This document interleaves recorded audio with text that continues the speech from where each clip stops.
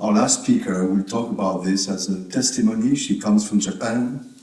Her name is Yoshiko Nishi.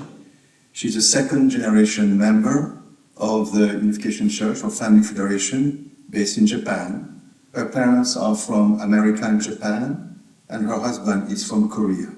She will be speaking about the impact of religious persecution in Japan as a mother of 5 children. Yoshiko-san, you have the floor. Hello. Thank you, Mr. Ball, for your speech. Actually, I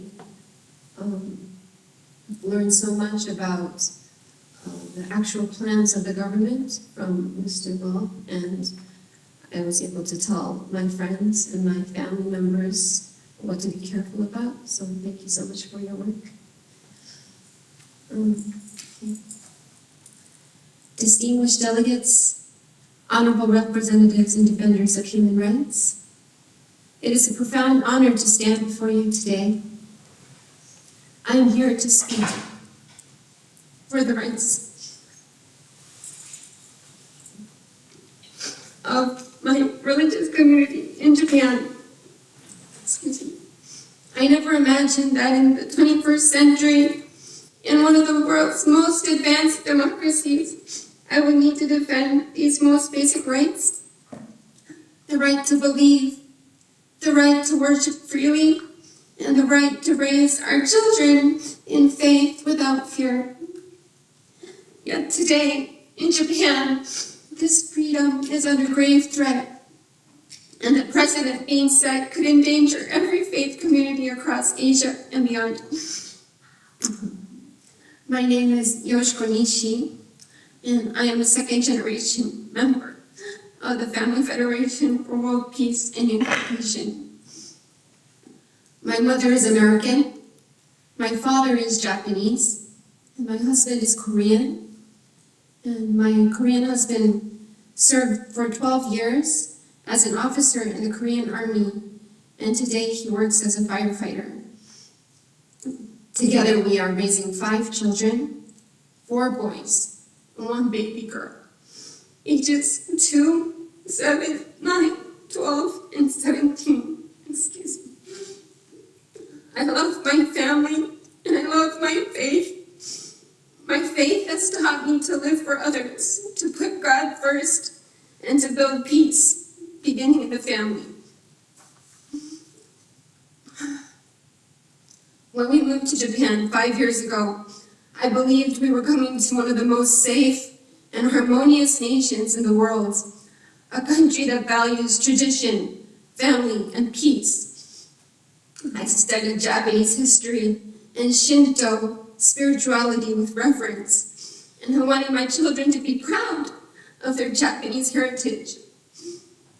But then, 3 years ago, on July 8th, 2022, former Prime Minister Shinzo Abe was assassinated. And together with millions of Japanese, my family and I, we mourned his death deeply. I admired his leadership.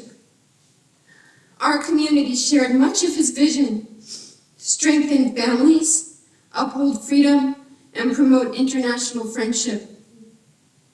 However, instead of uniting in grief, my country turned to blame, and that blame fell on my church. We had absolutely nothing to do with the crime. Yet ties were made that the assassin's mother had once donated to our church.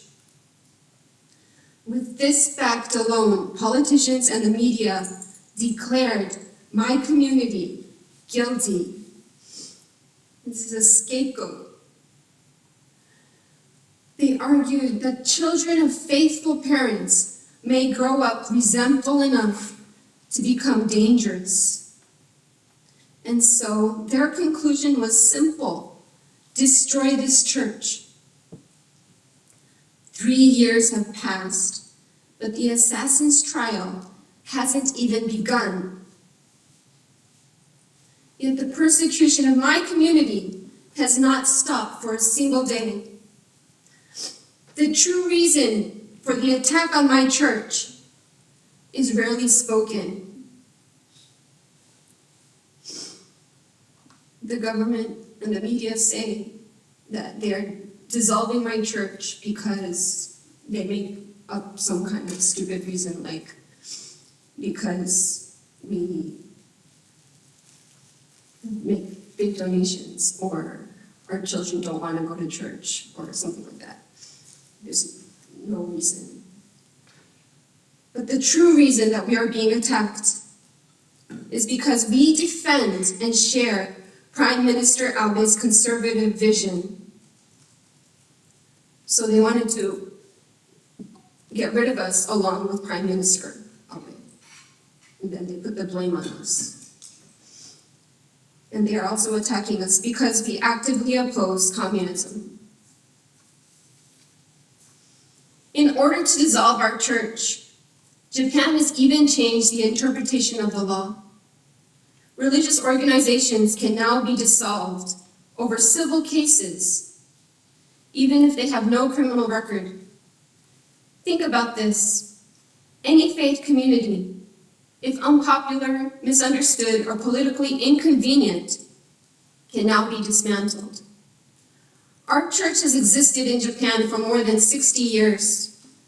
It has never committed a crime, yet today it faces dissolution. Court hearings are closed, evidence is presented selectively and even fabricated. We demand fairness, but even the judiciary system seems driven by political and media pressure. This is not justice, this is persecution. And it sets a precedent that threatens every minority religion in Japan. But beyond law, I want you to see the human cost, what this means for families like mine. Public halls refuse to rent to us. Members lose jobs and reputations are destroyed. There is a witch hunt to uncover the identity of members, children in schools. Companies and charity groups are defamed. Children are bullied at school. Counselors are trained to see children of faith as victims. Bringing your child to worship is seen as abuse. Donations are seen as exploitation. And all of this, the media is teaching society to despise the people of my church. One of the most painful moments of my life was when my son was 14 years old. One day, he went to the dentist office and he saw the television reports branding our church as criminal. On and on. He came home shaken. And he asked me, did we do something wrong? I said no. And I tried to explain. But after constant exposure to hatred at school and in the media every day, he came to me and told me, if you don't abandon this church, I will cut off all contact from you. You say you love us, but how can you put your own children in such danger? I am ashamed of you. His fear was real, fear of rejection, fear of losing his friends, fear of being denied opportunities for education or work. So now, my sweet son, he lives with paranoia and shame, and afraid of his own family. This campaign is not protecting society. It is destroying tens of thousands of lives and families by branding peaceful citizens as criminals. Sadly, this is not new. Japan has a dark history of deprogramming. agents charge families huge sums of money to abduct adult believers and confine them for months, even years, until their faith is broken. This is proven by publicly attacking our church in court or in the media. Journalists have documented more than 4,000 such cases. When I was 9 years old, 2 young women living with my family disappeared.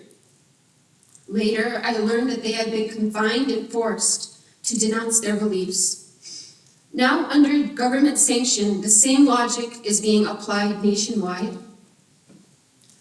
Children of believers are labeled as victims who must be rescued from their own parents. Counselors are being trained by former believers, and re-education centers are being prepared. This is deprogramming reborn on a national scale, and the targets are now children, the most vulnerable of all. I have 5 children myself. 4 of them are under 12 years old. I am frightened that they will grow up facing religious discrimination and bullying fueled by the school system and the media. Some may say, this is only Japan's problem, but I tell you, it is not. If Japan succeeds in dissolving an entire religious community without proof of criminal wrongdoing, it will send a dangerous signal to other governments. You too can erase any faith community that stands in your way. Today it is my church in Japan.